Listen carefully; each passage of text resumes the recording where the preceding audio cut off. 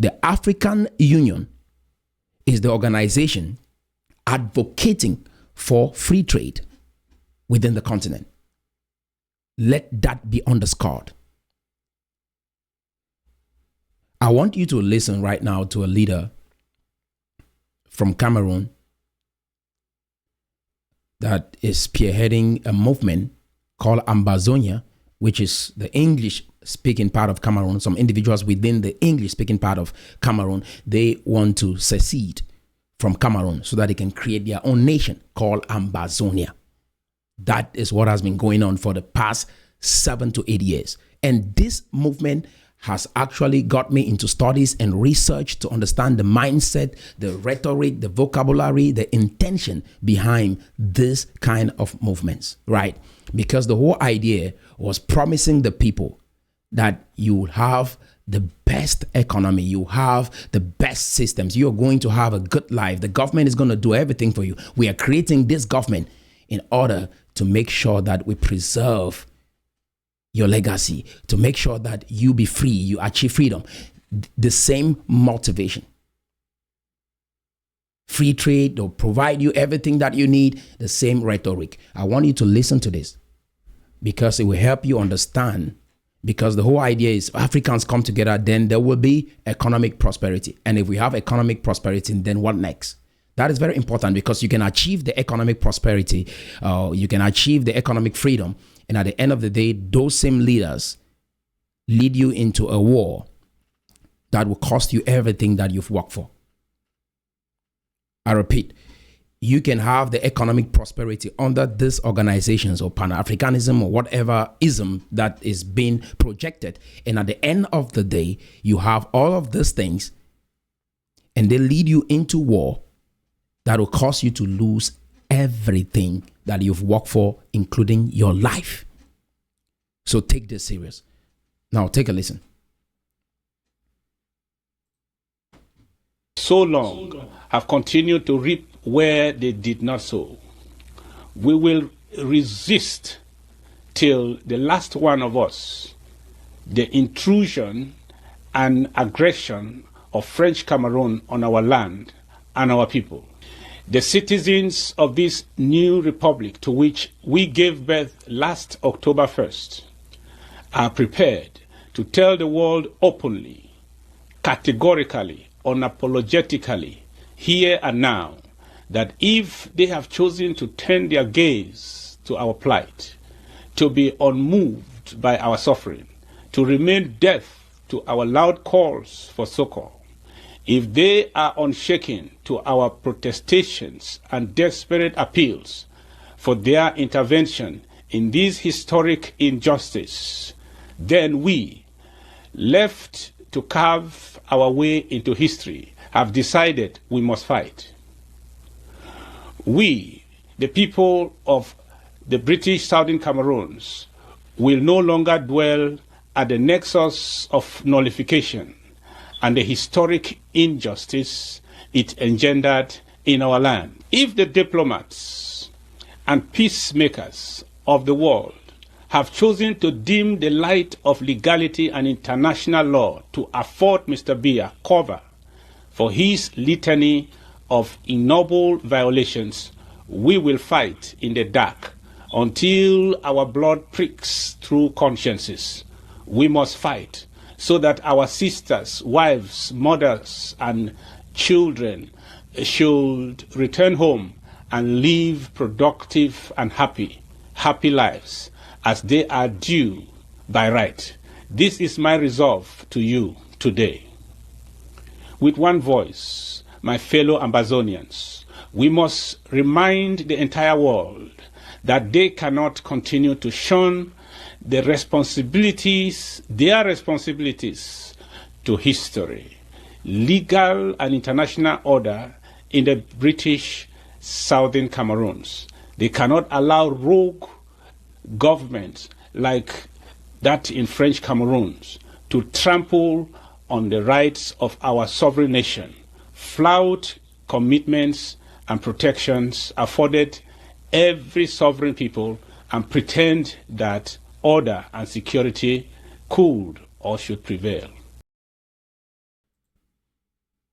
One thing that I want you to take note of is that there is a certain degree of disrespect that is going on within the continent and within my country in particular. And people will term it speaking truth to power. But it is another form of power move that they are playing so that they can be in charge and make the same decisions that they see those leaders in authority, that they assume that they are there because of power. So power rules is not competence, it's power, right? So people would disrespect those in authority and say they are speaking truth to power. There is a certain degree that you go to speak truth to power, but there are some lines that when you cross, now we begin to observe it and say, oh, this is no longer speaking truth to power. This individual desire power because the mindset, right, is that it's only through power that you can be able to be competent. It's not like you can be competent and then a power be a tool that you use to maybe maneuver and go around and do what you have to do. But the whole idea is that power is the primary thing. And that inclination is very catastrophic. I want you to keep listening.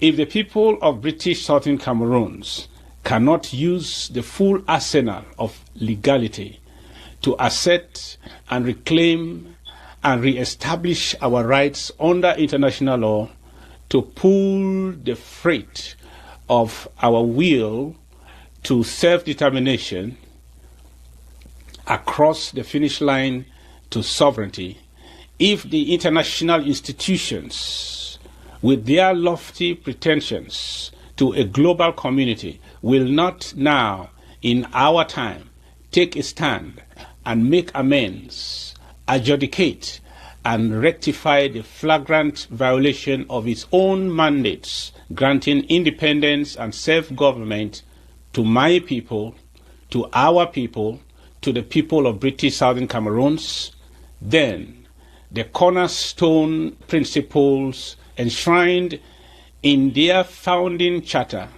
the ideals inked into those venerated documents, will stand nullified, their principles vacuous, and their will stand for naught. One of the first things. One thing I want us to pay attention to is the world works a certain way. There are organizations that govern this world, right? The UN being one of them, United Nations. After the world went through the First World War, the Second World War, the entire idea is that the world comes together so that they can avoid such tragic events in the future. And you've heard about NATO and all of that. So the whole idea is that we make the world a more peaceful and inclusive place. And because of that, there are certain rules that are put in place to govern these structures so that the war doesn't evolve and human beings get back into the place like we were or like the experiences we had in the past. Is this making sense? And so with that, when you look at the United Nations, you look at all of these organizations that are peacekeeping organizations, you will be able to have perspective on what the world wants right now, not just you within your group or within your nation. That is what it means by think globally and start acting locally, because you look at where the world is going and then you have perspective on what to do in your life, in your community, in your nation, and in the world. If you carry historical events and try to correct historical events or try to use historical assumptions as a premise for your actions, you will find yourself in a very tough place. And that is what every nation should learn, every group of people on earth. This doesn't just go for Africans, but for every human race on earth. The world is moving somewhere right now. That is why the big concept is globalization. That is why you have even YouTube or Facebook. It is all globalization. If not, YouTube or Facebook would have been preserved for those who created it. You are benefiting from these platforms because and for free, right?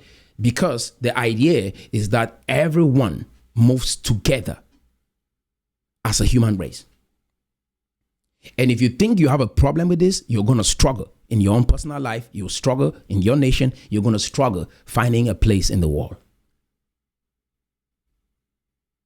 You cannot carve out your own little sphere, or you call it Africa or whatever you call it, and then you say, this is who we are. It's Africa for Africans. We don't want any other nation in the world. And this is a thing. We have our own area. We don't want anybody infiltrating into our business. I want to let you know, anything you're building, be thinking about the world. Don't just think about your community or your own village. And the premise is rumination, right? We keep looping on historical events, and we're trying to create our future based on those historical events, not based on the world that we see today. Again, I repeat, slavery and slave trade has happened to every human on earth. Almost every group of people on earth have been colonized as well. In the Bible, it's very clear. Even when Jesus was alive, his country was being colonized by the Romans. It's in your Bible. We cannot move forward as a group of people if we carry the pain of slavery and slave trade in our hearts. We cannot move forward as a people if we carry colonialism in our hearts. If you look at your resources within your nation and you think they are not being managed adequately, it is your responsibility to learn business skills. It is your responsibility to learn how to negotiate better. It is your responsibility to understand what is going on in the world. Equip yourself, train yourself, become better, because that is what I'm doing with young Cameroonians today. Train, become better. There is a way you negotiate. There is a way you can renegotiate even contracts that your country has made with other nations. And there is a way to go about that. And that is the strategy we will follow. You can, if the terms of the contracts are not favorable to your nation, you can study, get into a position where you can renegotiate those terms and do business with other countries. And do business with the rest of the world. And not say you want to just revert in your own small corner. You want to just pack up in your own little corner, and you don't want to deal with anybody else because you felt like they've dealt you a wrong hand or they treated you poorly in the past. Is this making sense? If somebody treats me terribly, I learn, I study, and then I'll do better. When I get on the negotiating table, I'll be able to negotiate a better deal. Not that I get vengeful, right? You harbor this spirit of retribution. It's going to be tough for you in this war. Let's keep listening. I am set to do in this office is to follow every lead about the abductions until all the suspects or collaborators and perpetrators are brought to book. I have therefore in this respect asked that any person in the interim government serving either officially or unofficially who knew about the January 5th meeting in Abuja and who was supposed to be at that meeting should immediately step back from playing any role in the interim government until such a time that they are cleared in the investigations. Yeah. Now, let's to pay for our freedom with our last might. I am declaring the 15th day of every month till we get to Buea in southern Cameroon's Ambazonia, National Day of Fasting and Prayer. Now let's add. If you listen to that, it's a declaration of war, right? Like, we're going to persist to the last man standing. And guess what? 40,000 people so far have died in Cameroon because of a historical event in 1961. These two group of people coming together, former British Southern Cameroon and French-speaking Cameroonians, La République du Cameroun, coming together to form one nation. That historical event has been dug up, evaluated, and the attempt is to make amendments on that agreement based on the current socioeconomic condition that this group of individuals deemed are not favorable to them. That is the ballpark of what is going on right now in Cameroon. 40,000 people have died based on this. This speech was made 6 years ago. And I'm saying this to say every leader around the world that is advocating for these reforms of Africans coming together, Pan-Africanism, oh, we have been dealt a wrong hand and the West is to be blamed. It's the same concept. My nation has tried it and we've had a bloody experience. There are thousands of people right now that are refugees in different countries around the world because of this concept. And I want you to start picturing like the day we get to a place where Africa becomes that one united nation with economic prosperity. We have those from abroad coming back. Some of them will have grievances about the slavery and slave trade. And they were like, oh, you guys sold us. I should be in position of power. Because the whole idea is that you get to understand that slavery and slave trade did happen. I'm not making any excuse. What our ancestors did was terrible. What the ancestors of the white folks did was terrible. But us today cannot be responsible for what they did. We cannot and we should not be responsible for what they did. And if our brothers in the West are returning back home, it's a good idea if they want to participate, and let's build the kind of Africa that we want to see that is inclusive to everyone around the world. Because all of these technological ideas, we will learn them from great advanced nations that have paved the way in these industries. If the motivation is to get up someday to fight the West, then I want you guys to look at my nation right now and what has just happened and learn from that. These people promised the English-speaking Cameroonians of a brighter future, of a nation they can call theirs. These individuals showed them that they have been marginalized. I would love every English-speaking Cameroonians to personally outline how you have been personally marginalized in that country. Personally, not collectively. How have you been personally marginalized? I would like to hear your story, because I, for one, I have no memory of how I have been personally marginalized in Cameroon.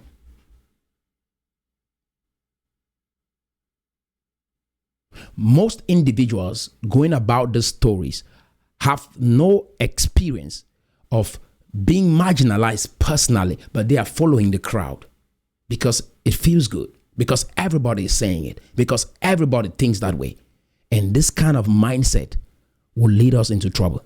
We've lost many people. And what are you guys saying right now? We are tired. We want peace. The same peace we had, but we traded off for this. And as we get on to cooperate as Africans under the canopy of Pan-Africanism, I want you guys to watch out for what will happen in the future based on the motivations that I'm seeing about this whole Pan-Africanism concept. Keep watching. To that, the oppressive history that we've had with the European. These people have enslaved us.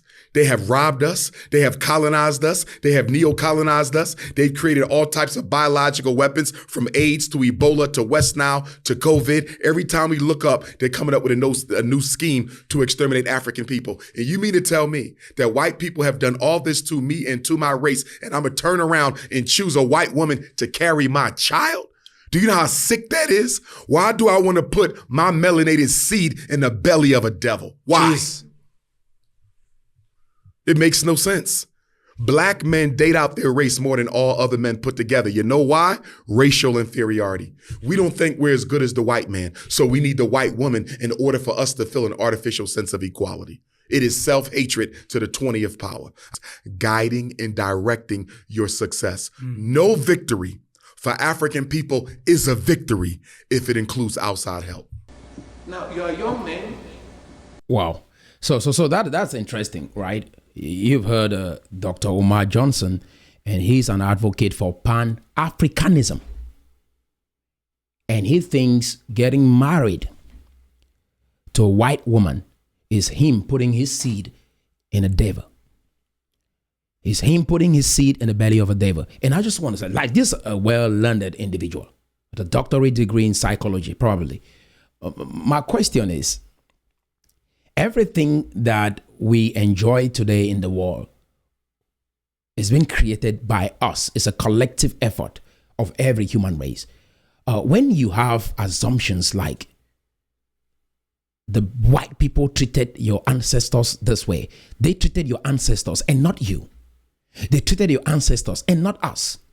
And why should we try to build based on past history? Why should we build on historical events that never actually happened to us? You see what I'm saying? The motivation, I'm talking about the motivation, because at the end of the day, when we have individuals preaching this way, it will end up with us, the young people, listening to this rhetoric, right?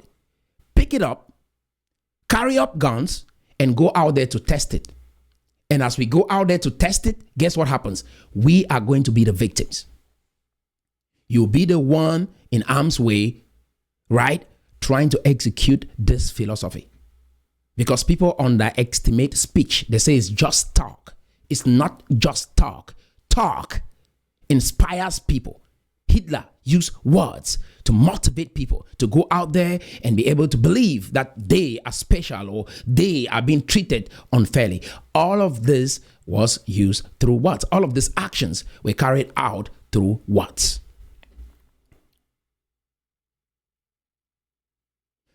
One thing I want you to pay attention to when you listen to Dr. Umar Johnson is the same rhetoric.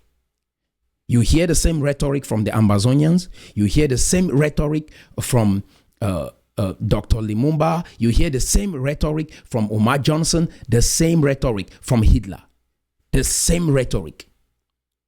People will rise up with the mindset that they have been treated unfairly, and so they demand justice. And they will go at every cost. They will do everything within their means, within their power, because it's power, right? They'll do everything within their power to get justice. It never ends well. It never ended well with Hitler. It never ended well with Mao. It never ended well with Stalin. And I just thought I make that clear so that you understand. Listen to the rhetoric. Listen to the motivation. Don't just hear the words and the economic promises or the liberation promises, the freedom promises. Don't just listen to that. Listen to the rhetoric, because there is always an agenda and a motivation behind their philosophy. And you will never hear those intentions voiced out by these individuals. Even if they do, they will disguise it and you will never understand what they are doing. Hitler never displayed directly, even in his book, Mein Kampf, he never outlined his intentions until it was time to take action.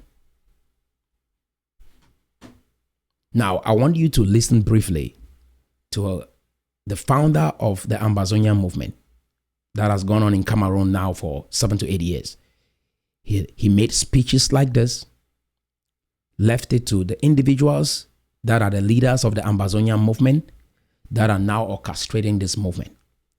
I want you to listen to the speeches that he made. It's just talk, right? I want you to listen to another talk and the manifestation of that talk 30 years later. And time has come for you people to pick up the gun and pursue this fight to a logical conclusion. As individuals, he said, time has come for you to pick up the gun and follow this case to its logical conclusion. Today, as I'm talking to you, 40,000 people have died in Cameroon. This speech was made approximately 30 years ago. The manifestation is evident today. It's just talk. What I'm saying to you here can either produce life or death in your life. You're thinking, because it takes cooperative effort, individual responsibility to come together and agree on an idea and go act on it, because that's how it starts. The message is preached, you believe it, you come together, you mobilize, you go out there with the faith that you have in the message, you take action, and then you get results. That is how we humans have been able to evolve, build things, build companies, build businesses through talk. And then we believe on that talk, and then we go take action based on that talk, and then we get results based on the talk. Don't underestimate the logos. That is why in the beginning, God said, let there be. In the beginning was the word. If you underestimate speech, you will underestimate everything, and you act blindly, and you'll be a victim of the thoughts and the words that came out of the mouth of someone. Now, listen to one of the prominent leaders of the Pan-Africanist movement. And this is my burden of contention.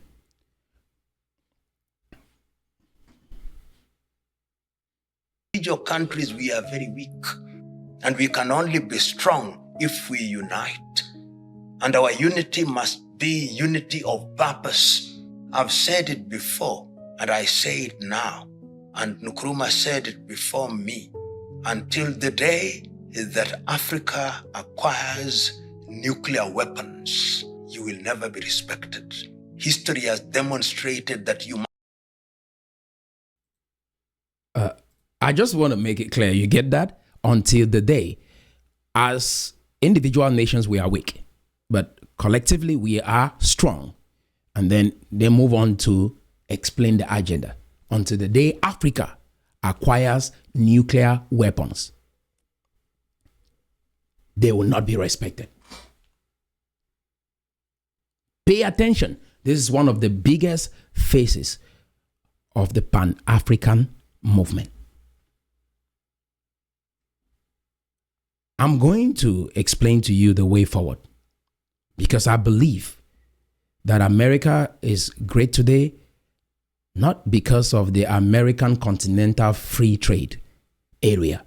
Like America opened up its borders to Mexico, Canada, and other surrounding nations. That is why America is prosperous. I don't know where we get this economic philosophy from, right? America is one of the greatest nations on earth. The Europe you see today did not get where they are because of a continental free trade area. The European Union was created of recent. It's not that long. Be proud to that these nations were in the GDP of $1 trillion minimum before you hearing about the continental free trade area. At the inception, like the primary stage of production, like when you're developing as a nation, you have to work extremely hard to get somewhere. And not thinking that the only way for your progress to come is through collaboration. They push this agenda for you to be united. Like I said, Africa can have free trade without necessarily coming under the canopy of Pan-Africanism, because it's a whole human being, a whole philosophy on its own.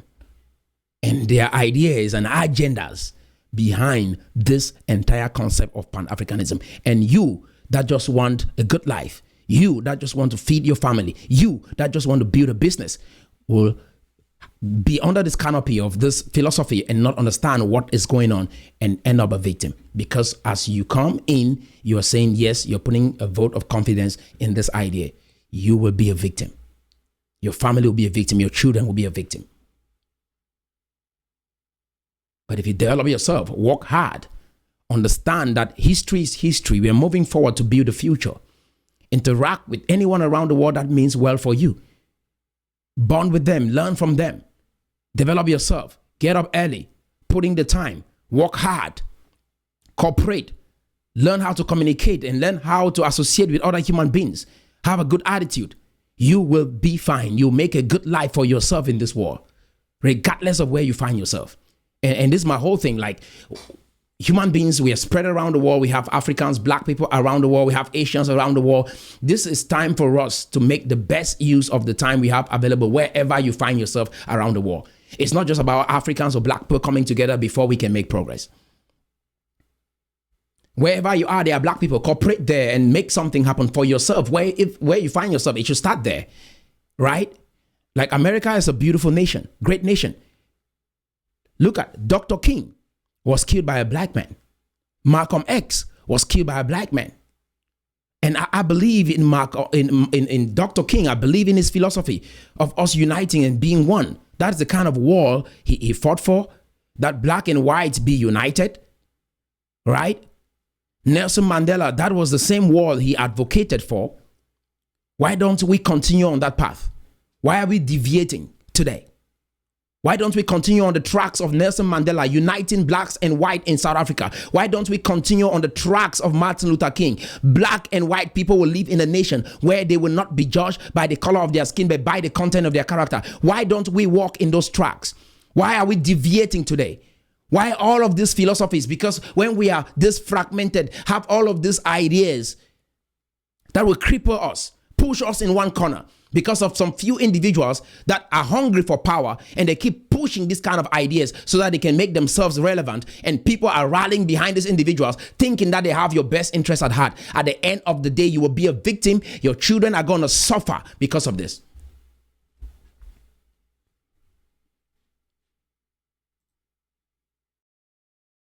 Must deter others by telling them that you are capable of doing your worst. North Korea is feared by the world because it is assumed they have a nuclear weapon. Whether they have it or not is another debate. You've heard that? So the whole idea is power, acquiring nuclear weapons, being strong and proving to other countries. And I'm saying this to say Hitler believed the same. He shared your views. National socialism was what he advocated for. The consequences are evident. The German people suffered in the hands of Hitler. And after the end of the Second World War, they paid reparation, and they've worked extremely hard to build their economy. And it's the wealthiest, or the nation with the highest GDP in Europe today. And that is an example we should learn from. After we've gone through the slavery and the slave trade and the colonialism, neo-colonialism, what is the way forward?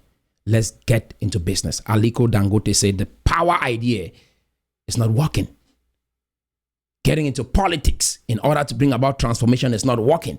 He's like, the new Africans should be thinking about getting into entrepreneurship. That is the way you empower yourself and transform your economy. There are many young African individuals that I've seen extremely successful, and they follow the path of Aliko Dangote and not trying to get into power in order to bring about transformation. That is why many people that saw me like stood up to address certain issues automatically assume that I'm a politician. I'm like, no, I'm hungry for change. I'm seeing what is happening. I've studied thousands of books just to understand the philosophy and the mindset that is driving the individuals that you listen to and believe that they have your best interest at heart and that they want to lead you to the right direction. Anything, any idea that is of division will not work in this world today. I want to make that as basic and clear as possible. Any idea that is seclusion, like I don't want to involve everybody, it will benefit just my race. Any idea of that nature will not work in this world today, following the global trend. Everyone has benefited from these technological innovations. Everyone has benefited from Facebook, YouTube. All of these social media platforms have benefited every human being on earth. And most of them were created by the same white folks that some of you sit and hate today. That some of you come together and talk against them today. Because why? You don't want to deal with the human being that you see today. You want to deal with them based on their ancestors. And I'm saying the Africans that were sold as slaves abroad, when they come back home, they will deal with you based on your ancestors and what they did to them.